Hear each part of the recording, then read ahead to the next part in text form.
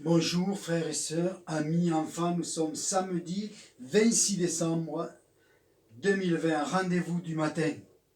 J'espère que vous avez pu vous retrouver en famille, c'est le but de cette période de fête, oubliant et pardonnant ce qui dans l'année écoulée aurait créé des tensions par des comportements ou des paroles blessantes. Le but de notre Père céleste, c'est que la paix règne dans nos vies, dans nos cœurs, dans nos familles et dans le monde.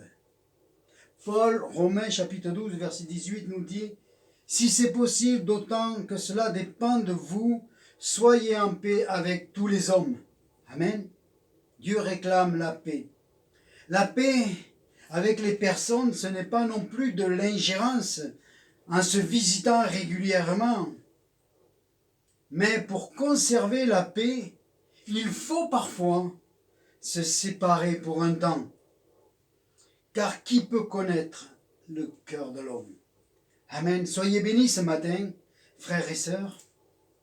Et j'aimerais vous parler. Nous avons passé les fêtes de Noël, dites chrétiennes. Je dirais plutôt que ce jour a été donné aux hommes pour nous rappeler qu'un sauveur est venu dans le monde, le Messie, Jésus-Christ. Car Dieu a tant aimé le monde qu'il a donné son Fils unique, Jésus-Christ, afin que quiconque croit en lui ne périsse pas, mais qu'il ait la vie éternelle.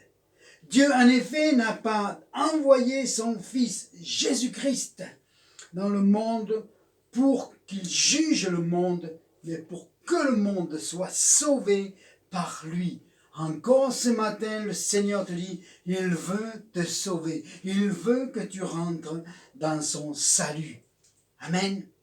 Je voudrais revenir sur le verset que j'ai partagé le 23 décembre. Et je voudrais en dire un petit peu plus aujourd'hui. Nous ne pouvons jamais mettre un point final à l'interprétation d'un verset ou d'un passage biblique, car la Bible est le livre de Dieu par excellence. Amen. Donné aux hommes, il transporte la vie éternelle. Amen. Qui se révèle chaque matin quand nous méditons la parole de Dieu. Amen. Les textes transportent la vie et nous la communiquent.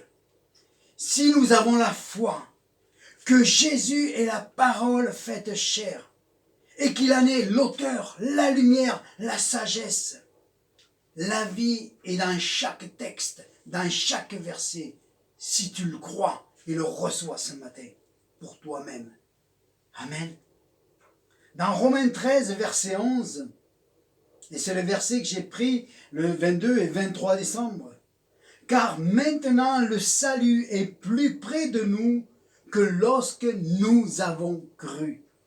Amen. Oui, tout ce que nous voyons devant nous nous pousse de plus en plus à dire combien de temps encore cela va durer avant que l'Église soit enlevée et retrouve son époux. Personnellement, je dis, il ne peut rester 100 ans, 120 ou plus. Car nous voyons l'accomplissement prophétique des Écritures.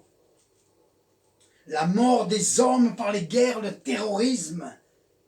La mort des hommes par les pestes, les maladies.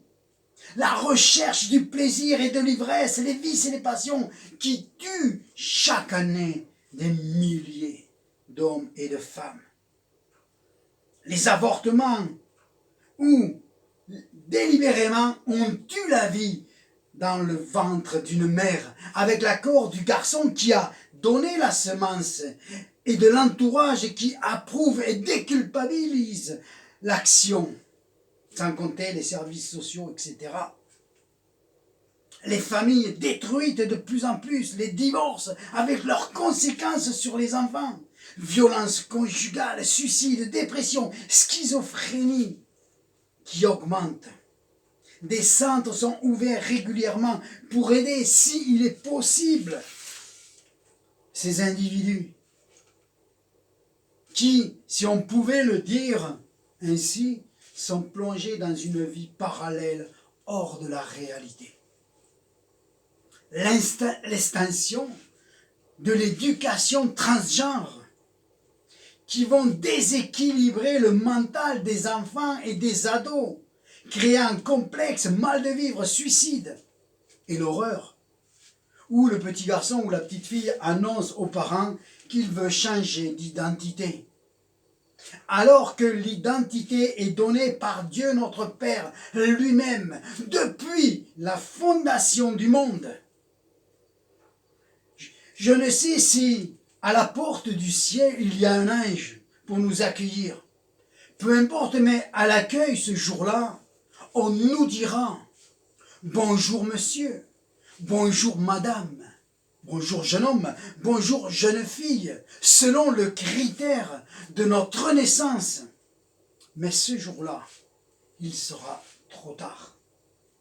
Comme j'ai dit à une jeune personne l'autre jour, si vous croyez ou que vous ne croyez pas, nous sommes créés à l'image de Dieu et nous sommes éternels.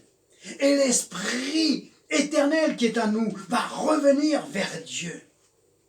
Et c'est pour cela qu'il nous faut choisir de notre vivant où je dois passer mon éternité. Avec Christ dans la gloire ou loin de Dieu dans les tourments.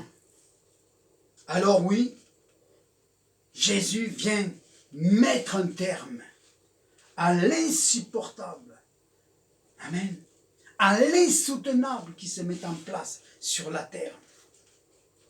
Alors oui, l'esprit et l'épouse disent « Viens Seigneur ». Cela ne peut durer plus longtemps. Jésus ce matin voudrait, et l'homme du péché, l'impie, est déjà là. Pas simplement l'esprit de l'Antichrist, mais l'homme lui-même. Peut-être il court et joue dans une crèche avec d'autres enfants. Peut-être qu'il est à l'école, avec un masque, ou à l'université. Peut-être déjà en marche politiquement, et nous ne connaissons pas son visage. Si nous espérons une délivrance proche, avant 100 ans, alors la bête est déjà là. Église, épouse, prépare-toi à la rencontre de ton époux qui vient te chercher pour te retirer de cette terre. L'Apocalypse 12, 12 nous dit « C'est pourquoi réjouissez-vous, cieux, et vous qui habitez les cieux. Malheur à la terre et à la mer, car le diable est descendu vers vous, animé d'une grande colère, sachant qu'il a peu de temps. Viens à Jésus. Ne tarde pas. Ce matin, il veut ton cœur. Il veut ta vie. Ce matin, il veut te serrer dans ses bras et te presser sur sa poitrine. Amen. Avec le bras de la vérité, avec le bras de la grâce, les deux meurtris par les clous qui t'amènent la guérison et le pardon et qui fait de toi un enfant de Dieu si tu l'acceptes, un enfant de Dieu avec une destinée, avec une nouvelle vie et la vie éternelle en plus, car il veut ton bonheur. Ce matin, Dieu te rappelle que tu es la prunelle de ses yeux et qu'il a donné son Fils Jésus pour que tu sois délivré de ton péché, que tu puisses vivre heureux pour l'éternité. Père, je te remercie pour ta parole. Je te remercie pour cette matinée, Seigneur mon Dieu. Et nous voulons, dans cette année qui s'annonce, alors nous préparer davantage à ta rencontre. Devenir ces adorateurs en esprit et en vérité, de plus en plus chaque jour, par nos vies, dans le nom de Jésus-Christ. Amen.